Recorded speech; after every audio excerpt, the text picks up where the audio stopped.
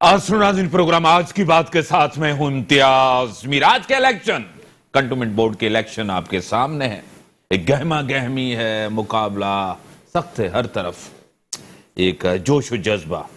और इसमें आपको पता है कि इसमें वोट बहुत ही कम पड़ते हैं और मुल्क के अंदर एक तसादुम की सूरत हाल है। इलेक्शन कमीशन एक तरफ वो है और दूसरी तरफ वफाकी हुकूमत के वज़रा के जो बयानात हैं आपके सामने हैं। आज़म सवाती साहब, फवाद चौधरी, उसके बाद शहबाज गिल साहब। एक कैफियत है असेंबली के अंदर, जब बिल आएगा उसकी मुखालफत तो होगी और उसी के साथ पीपल्स पार्टी अपोजिशन के साथ होगी, पीडीएम की सारी सियासी जमातें, और उसके साथ पीपल्स पार्टी वैसे पीडीएम के साथ नहीं है। और सिंध के अंदर नया इत्तेहाद और पीपल्स पार्टी के खिलाफ या जीडीए, और जीडीए वैसे तो कमजोर है, आपको पता है। मौजूदा दौर में मुखालफिन को सियासी इंतकाम का निशाना बनाया जा रहा है।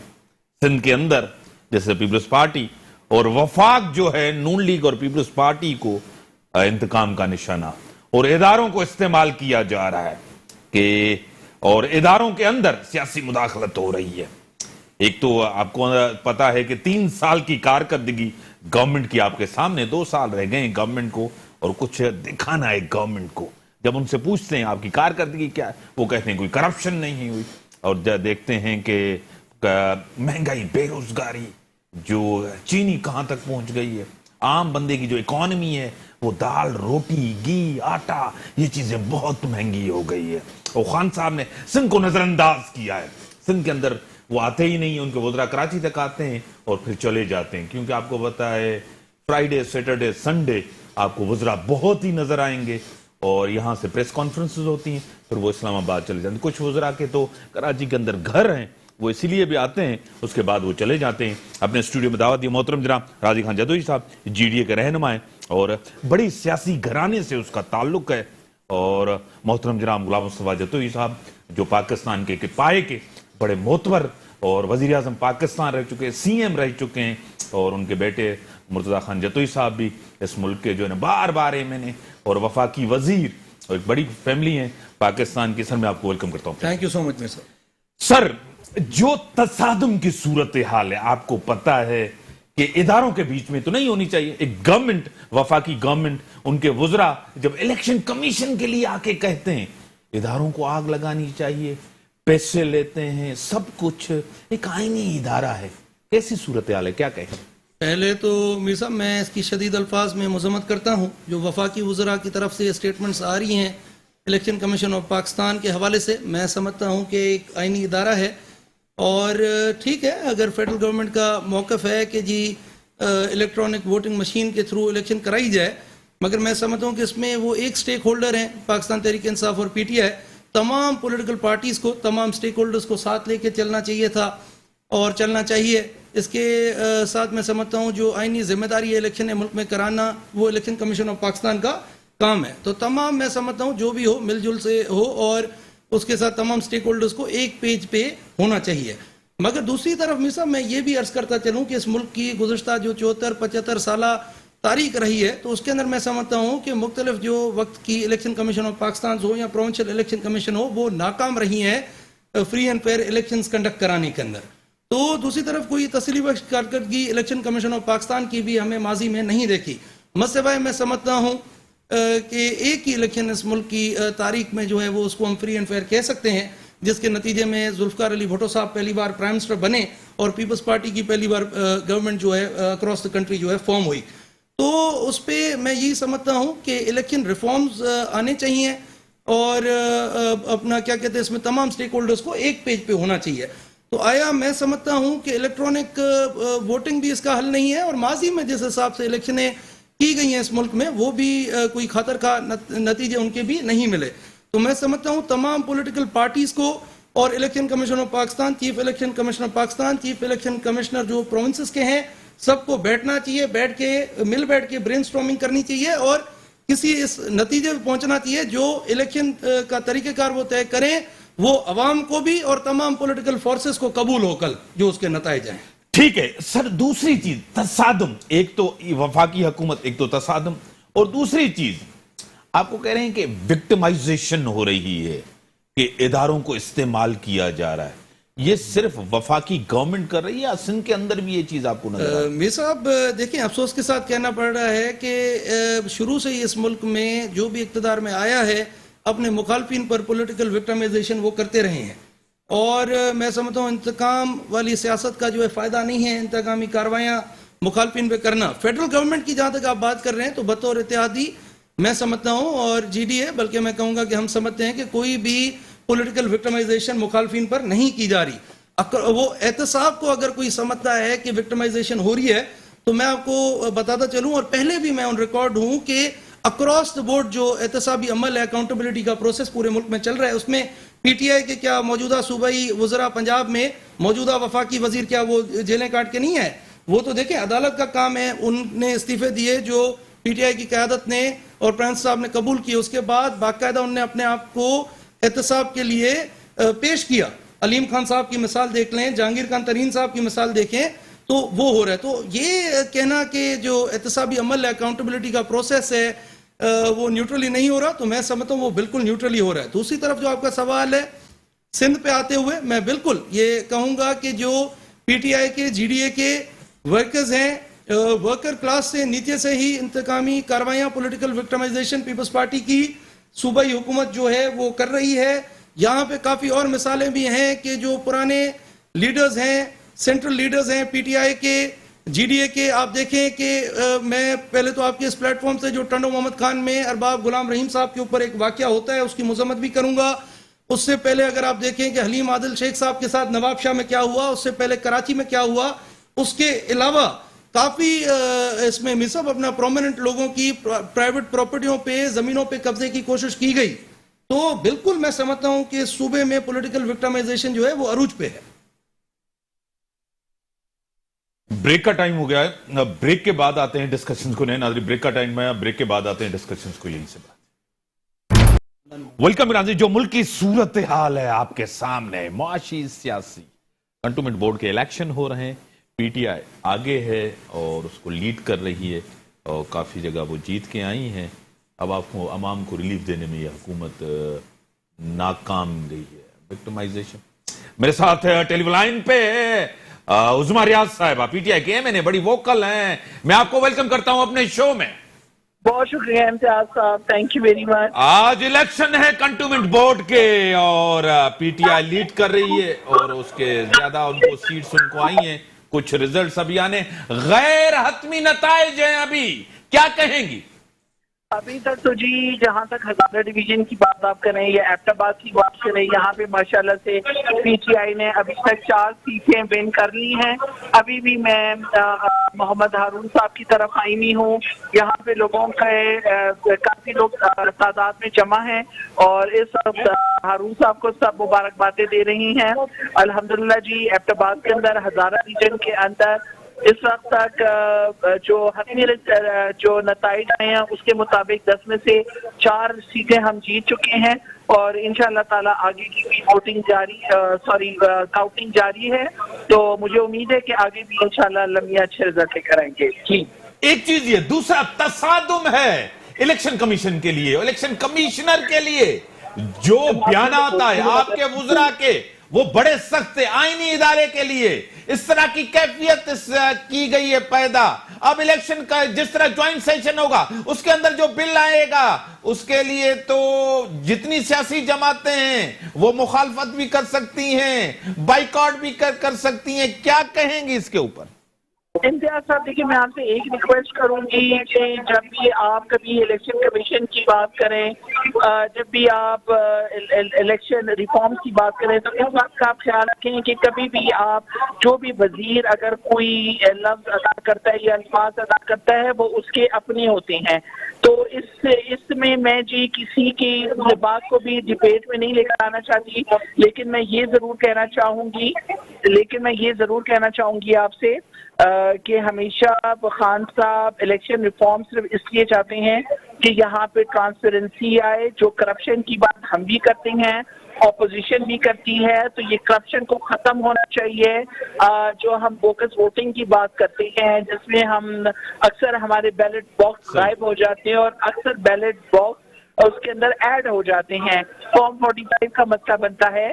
میرا نہیں خیال کہ اگر ہم الیکٹرانک ووٹنگ مشین کو انٹروڈیوس کر دیتے ہیں اپنے الیکشن کے اس میں تو یہ ہم سب کے لیے فائدہ ہے, نہ صرف گورنمنٹ کے لیے بلکہ اپوزیشن کے لیے بھی. اور میں چاہوں گی کہ اپوزیشن بھی اگر ٹرانسپیرنسی چاہتی ہے, کرپشن فری معاشرہ چاہتی ہے تو وہ اس چیز کو گورنمنٹ کو سپورٹ کرے اور اس کو پروموٹ کرے. آپ تو ادارے کو دھمکا رہے ہیں, دلیل نہیں ہے.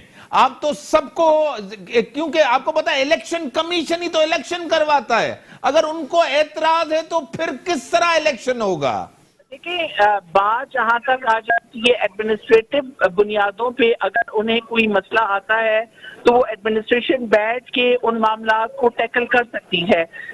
جو صحیح آبجیکشن کی اگر کوئی بات ہوتی ہے تو وہ ٹیکنیکل بات ہوتی ہے.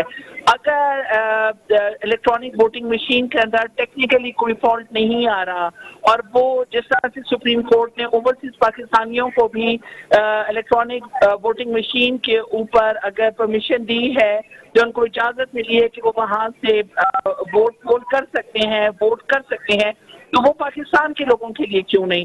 اور سب سے زیادہ مسئلہ آپ کو پتا ہے کہ پاکستان کے اندر ہی الیکشن کمیشن کو بھی اس چیز کا مسئلہ ہوتا ہے.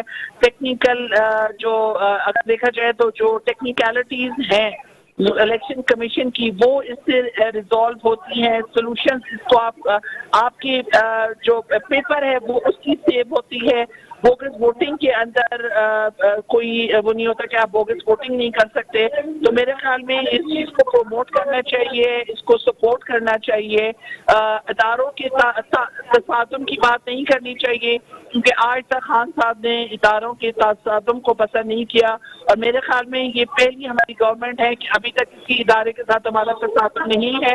لیکن اگر کسی بھی شخص کے کوئی الفاظ اگر ادا ہوں تو وہ پی ٹی آئی کی لیڈرشپ کا یا پی ٹی آئی کا موقف سمجھ کے اس پہ ڈیبیٹ نہیں کرنی چاہیے, بلکہ یہ دیکھنا چاہیے کہ اس وقت خان صاحب کا الیکشن ریفارم کے حوالے سے کیا موقف ہے اور ہماری پارٹی کیا چاہتی ہے. صحیح, ٹیلی فون لائن پہ رہیں آپ.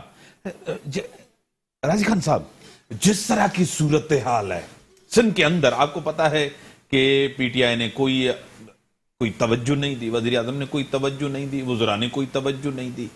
کوئی نیا اتحاد, جی ڈی اے میں جتنی جان تھی وہ جان تو نہیں ہے, اب جان ڈالی جائے گی. نئے اتحاد کی ضرورت ہے انٹیریئر میں یا آپ کے اپنے حلقوں میں.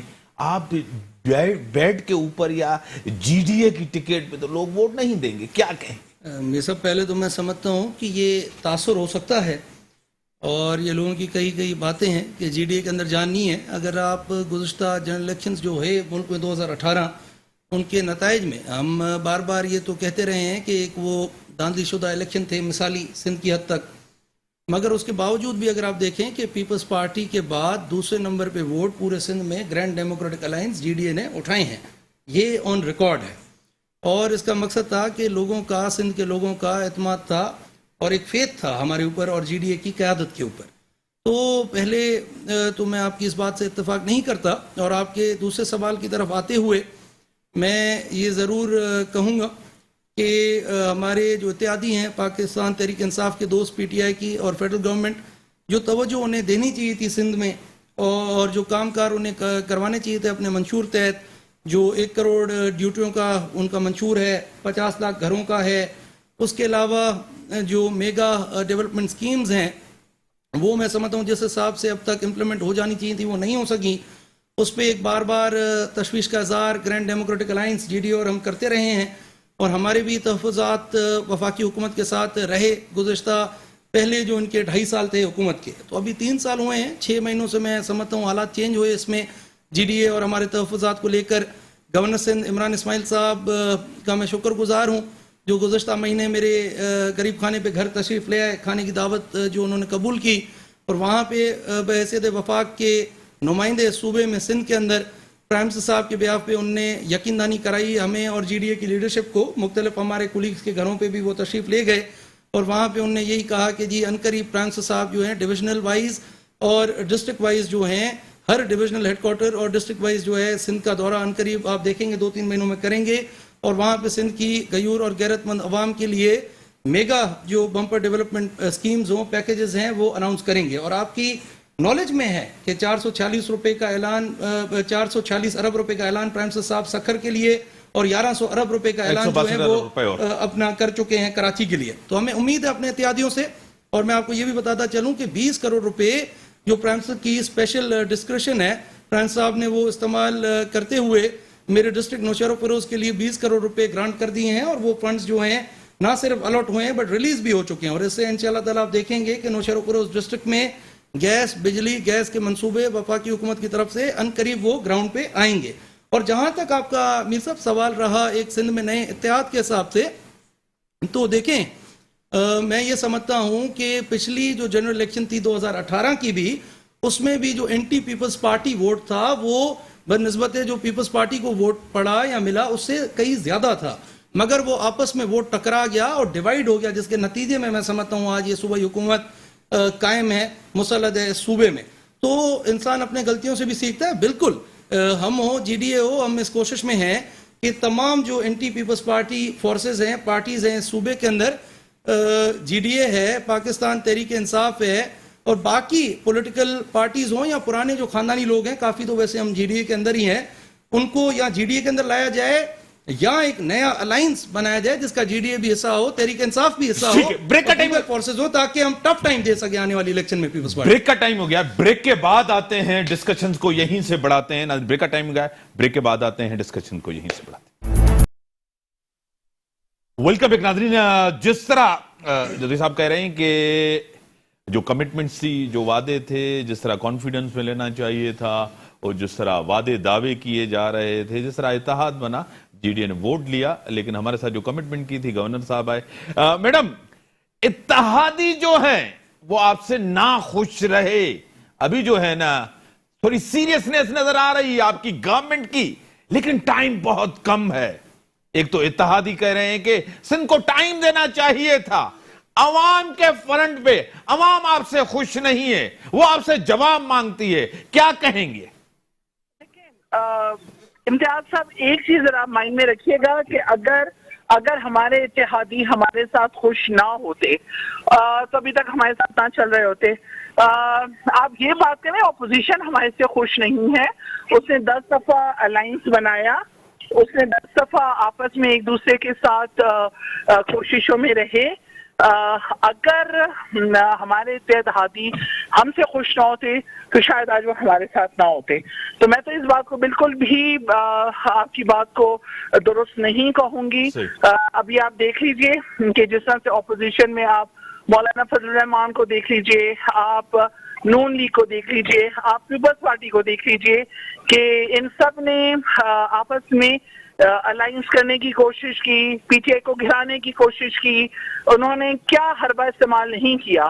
تو اللہ کا کرم اور فضل رہا جی، الحمدللہ ابھی تک وہ اپنے ناپاک ارادوں میں کامیاب نہیں ہوئے. اس کی وجہ صرف اور صرف اللہ تبارک تعالیٰ کی مہربانی اور عوام کا ہمارے ساتھ ہونا ہے. جی ٹھیک ہے، جو سب کہہ رہے ہیں کہ نہیں اتحادی ہم سے خوش ہیں، کمفرٹیبل ہیں، کوئی ناراضگی نہیں ہے. آپ کو پتا ہے کہ پنجاب کے اندر 5-6 دفعہ آئی جی چینج، 5-6 دفعہ چیف سیکریٹری چینج، بار بار. اگر وہاں تو ان کی گورنمنٹ ہے، کوئی اپوزیشن وہاں نہیں ہے، کوئی اتحادی نہیں ہے، کچھ بھی نہیں ہے. میر صاحب، میں نے جیسے عرض کیا کہ پہلے 2.5 سال میں بالکل تحفظات کا اظہار جی ڈی اے اور ہم بار بار پرائم منسٹر صاحب جناب عمران خان صاحب کے ساتھ، گورنر سندھ جناب عمران اسماعیل صاحب کے ساتھ کرتے رہے. اور ہمیں بالکل اب میں یہ سمجھتا ہوں کہ دیر ہے درست ہے، اور فیڈرل گورنمنٹ کی طرف سے جو یقین دہانیاں ہمیں ابھی کرائی گئی ہیں، جیسے میں نے ایک اگزامپل آپ کو دیا، مثال دی کہ 20 کروڑ روپے ریلیز ہو گئے ہیں نوشہر فیروز ڈسٹرکٹ کے لیے، جو میں سمجھتا ہوں کہ ایک چھوٹا تحفہ ہے فی الحال نوشہر فیروز واسیوں کے لیے، سندھ کی غیور اور غیرت مند عوام کے لیے. اور کافی بڑے بڑے وعدے ہم سے فیڈرل گورنمنٹ نے کیے ہیں. امید ہے کہ دوست اس پہ ان قریب پورا اتریں گے، کیونکہ آپ کی یہ بات درست ہے کہ 3 سال گزر چکے ہیں اور باقی 2 سال رہ گئے ہیں. باقی جی ڈی اے کو آج بھی تشویش کا اظہار ہم کرتے ہیں. ملک میں جو انفلیشن ریٹ بڑھا ہے، جو مہنگائی ہے، غریب عوام جو ہیں پریشان ہیں, مایوس ہیں, وہ ہمیں بھی کہتے ہیں کہ آپ لوگ اتحادی ہیں جتوئی صاحب ان کے جی ڈی اے, اور کیا آپ اپنے اتحادیوں کو نہیں سمجھا سکتے ہیں؟ آپ کے اتحادیوں کی یہ بات نظر نہیں آتی کہ خودکشیاں کرنے پر لوگ جو ہیں مجبور ہیں, لوگ فاقے کاٹ رہے ہیں, 2 وقت کی 3 وقت کی روٹی افورڈ نہیں کر سکتے. تو ہم نے یہ بات بھی میں نے اٹھائی تھی گورنر صاحب کے ساتھ, اور پرائم منسٹر صاحب جب سکھر آئے تھے وہاں پہ, جب جی ڈی اے اور پی ٹی آئی کا وفد پی ایم صاحب کے ساتھ ملا تھا, تو یہ ساری باتیں میں نے ایٹ دا ہائیسٹ فورم کی. تو انہوں نے یہی کہا, اور جو میں سمجھتا ہوں کہ جب تک درست بات ہے ہمارے اتحادیوں کی, کہ جس حالات میں ملک پی ٹی آئی والوں کو ملا, ہمارے اتحادیوں کو, وہ کہتے ہیں کہ جی کچھ تھا ہی نہیں خزانے کے اندر, اور یہاں تک بھی جو ہم ملک کو لے آئے ہیں کہ آج اکنومی جو ہے بڑے ٹائم بعد 3 سالوں میں وہ بہتری کی راہ پہ, معیشت جو ہے ملک کی گامزن ہے. آپ دیکھیں میر صاحب کی آٹو موبائل انڈسٹری میں ریکارڈ سطح کی سیل ہوئی ہے, چھوٹے گاڑیوں کی, موٹر سائیکلوں کی. ہمارے ملک کی ریزروز بڑے ٹائم کے بعد میں سمجھتا ہوں کہ وہ لیول ہوئے ہیں. مہنگائی کہاں تک چلی گئی, قرضہ کتنا لیا, اوور آل جو انڈسٹریلائزیشن ہے وہ بومنگ پہ ہے. اور دیکھیں میں آپ کو دوسری بات بتاؤں, مہنگائی پہ تو میں نے عرض کیا کہ تشویش ہے آج بھی ہمیں.